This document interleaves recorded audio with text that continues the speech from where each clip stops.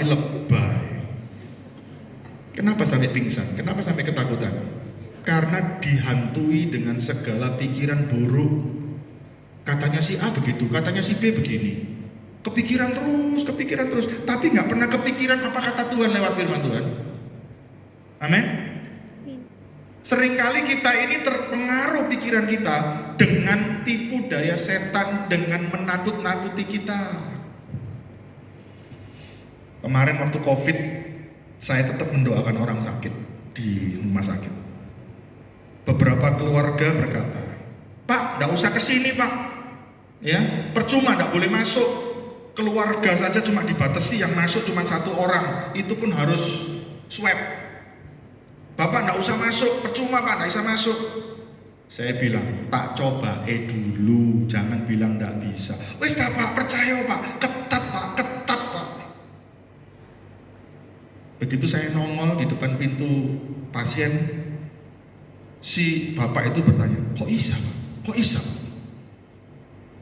Masuk lewat mana Pak? Masuk lewat pintu depan?" "Enggak." "Lewat pintu UGD?" "Enggak." "Lewat mana Pak?" "Kamar jenazah." Dari parkir basement langsung masuk kamar jenazah. "Wih, kok berani Pak?" "Duh beranilah, wong saya nyanyi kok. Kiri kananku ada Tuhan, sekelilingku ada Tuhan." Jadi kalau saudara nyanyi lagu itu gak cocok dinyanyikan di gereja. Itu lagunya paling cocok dinyanyikan di kamar jenazah. Haleluya. Karena apa? Ini loh, pola pikir kita. Kadang-kadang belum apa-apa sudah ketakutan dulu, belum apa sudah nyerah dulu, belum apa-apa sudah keder dulu. Diperbarui budimu sehingga kamu dapat mengerti kehendak Allah, apa yang baik, berkenan dan yang sempurna.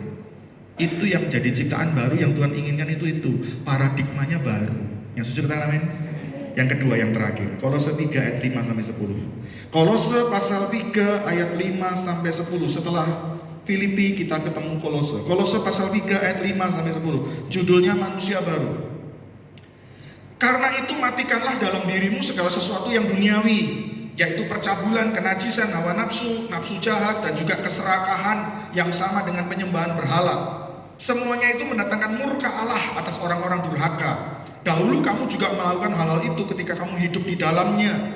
Tetapi sekarang kita sudah di dalam Kristus, buanglah semuanya itu, yaitu marah, geram, kejahatan, fitnah, kata-kata kotor yang keluar dari mulutmu. Jangan lagi kamu saling mendustai, karena kamu telah menanggalkan manusia lama serta kelakuannya, dan telah mengenakan manusia baru yang terus-menerus diperbarui untuk memperoleh pengetahuan yang benar menurut gambar apa? Kaliknya." Kita ini dijadikan ciptaan yang baru. Sifat kita baru, temperamen kita baru, karakter kita baru dengan satu pola, satu patron, satu teladan, contoh. Siapa? Kaliknya, Yesus. "Ku mau sepertimu Yesus, disempurnakan selalu dalam segenap jalanku," apa? "Memuliakan." Jadi yang lama, sifat lama, kesukaan lama, kehidupan yang lama, sifat temperamen lama, karakter lama, itu dibuang. Itu nggak bisa instan. Proses sangkal diri pikul salib itu setiap hari, setiap saat. Ketika kita menghadapi pencobaan, menghadapi godaan, menghadapi jebakan, menghadapi tawaran daripada si jahat, kita terus berupaya untuk disempurnakan seperti gambar kaliknya, seperti Kristus. Orang jadi seperti Kristus itu tidak instan. Sombong jadi rendah hati itu butuh waktu. Kepahitan menjadi pengampun itu butuh waktu. Orang pelit jadi murah hati itu butuh waktu. Tapi yang penting setiap hari mau dipimpin terus di dalam gerakan Roh Kudus untuk terus diperbaharui. Amin. Ada sebuah cerita. Ada seorang tante dititipi keponakan. Keponakannya masih kecil, perempuan. Tiba-tiba keponakannya ini main sama teman-temannya. Keponakannya ini nangis. Ya. "Tante, tante." kamu kok ngomong mati nih? Kenapa kok dikit-dikit ngomong mati nih? Iya tante, tadi main sama teman-teman, nggak sengaja Noni ini nelen uang logam, uang koin masuk. Tante, masuk ini ke dalam perut ini, ya apa mati Noni ini mati. Karena tantenya itu suka ikut ibadah dewasa muda, tantenya ngerti firman. Waduh, dititipi ponaannya nelen uang koin. Ditanya sama tante, kamu nelen uang koin berapa nih? 50 rupiah. Ya wis, nggak usah takut. Nanti tante doakan, tumpang tangan dalam nama Yesus supaya koinnya itu turun. Besok pagi mules, besok pagi keluar, pasti selamat, sehat, tidak ada yang mati, semuanya oke. Didoakan sama tante. Dalam nama Yesus, uang koin, jalan terus, jangan lengket. Jalan terus, jangan sampai berhenti. Sampai besok pagi keluar. Dalam nama Yesus, tidak ada yang mustahil bagi Tuhan. Darah Yesus, tengking tumpang tangan. Ya. Besoknya si ponakan ini mules. Ada panggilan alam. Lalu keluar. Dicari sama tantenya. Ketika dicari ketemu. Begitu ketemu kaget tantenya. Yang ditemukan uang koin 500. Dipanggil si ponakan. Nih, yang kamu telan kemarin uang koin nilainya berapa? Gocap. Lah kok ini gopek? Ya enggak tahu tante. Mungkin gara-gara tante kemarin tumpang tangan dalam nama Yesus tengking-tengking, gocapnya berubah jadi gopek. Wah, si ponaan ini sudah seneng, lega, dia sudah nggak kepikiran, wis pergi main sama teman-temannya. Dia gantian tantenya yang kepikiran. Sambil masak mikir, gocap gopek, gocap gopek, kok bisa ya? Habis gocap jadi gopek. Jam 3 sore tantenya diem-diem nguntel uang 100.000 dimplok. Tantenya ngomong, Tuhan, tidak ada yang mustahil bagi Tuhan. 5 roti 2 ikan cukup untuk 5.000 orang.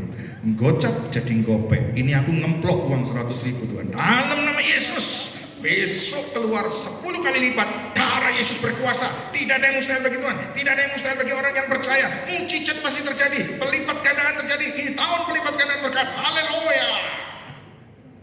Besok pagi tantenya mules. Ada panggilan alam. Keluar. Saudara mikir apa? Saudara mikir apa? Saudara mikir uang 1 juta keluar?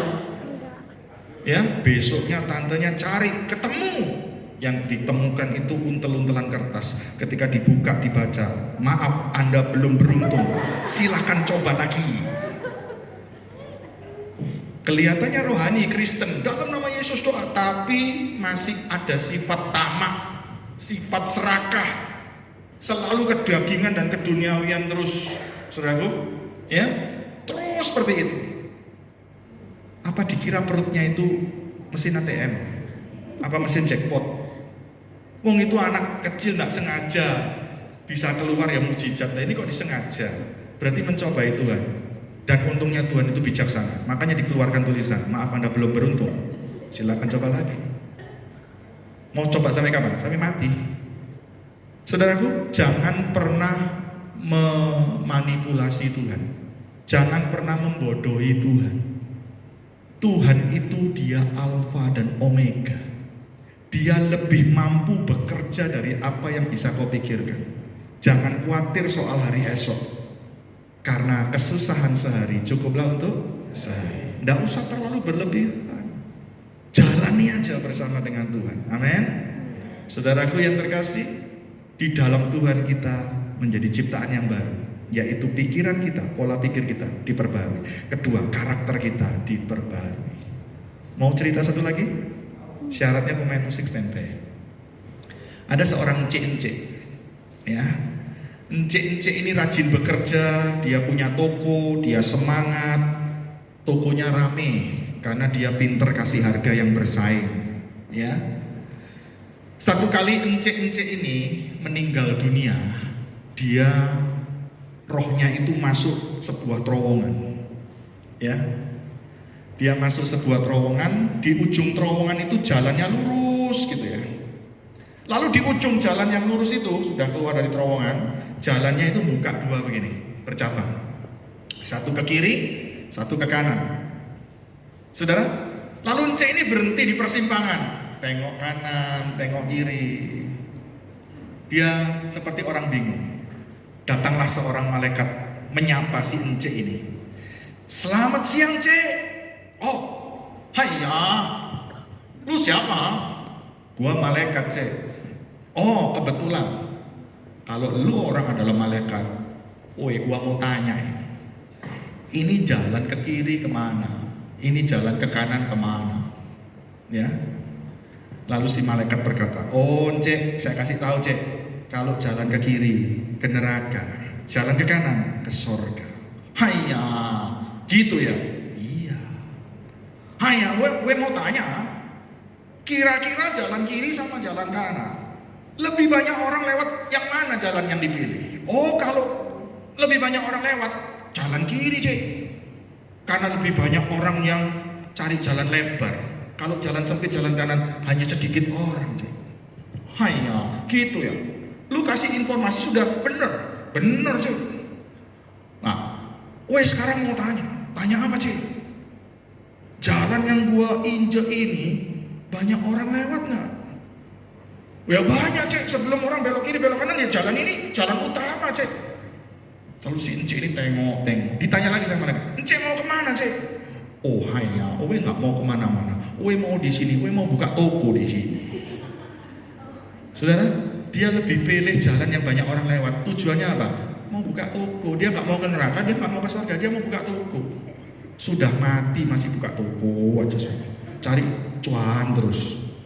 Saudara lihat, terlalu banyak orang seringkali hanya memikirkan hal-hal yang di dunia sampai lupa mempersiapkan diri untuk hal-hal yang kekal. Cari uang tidak salah, bekerja tidak salah, berprestasi di dunia tidak salah. Tapi tidak banyak orang yang punya pola pikir baru, karakter baru untuk menyenangkan hati Tuhan. Hari ini, maukah kita memiliki pola pikir yang baru? Maukah kita memiliki karakter yang baru? Sehingga hidup kita menjadi ciptaan yang baru, yang menyenangkan hati Tuhan. Percayalah, kalau hidup kita jadi ciptaan yang baru, Tuhan pasti beserta. Dan jika Allah di pihak kita, tidak ada yang bisa lawan kita. Amin. Mari kita tundukkan kepala. Haleluya.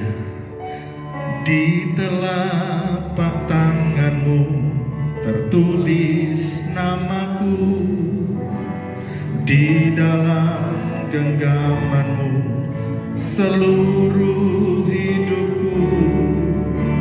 Sungguh bangga ku punya Bapa sepertimu, yang tak pernah meninggalkanku di tengah badai hidup. Di tengah badai hidup kau menemaniku. Di atas gunung batu kau bawa diriku. Sungguh bangga ku punya Bapa sepertimu, yang tak pernah melupakanku. Ku nyatakan Engkau Tuhan di hidupku, Tuhan di hidupku, Tuhan di setiap ucapan dan perbuatanku. Ku nyatakan Engkau Tuhan di hidupku, Tuhan yang selalu ku sembah di setiap nafasku.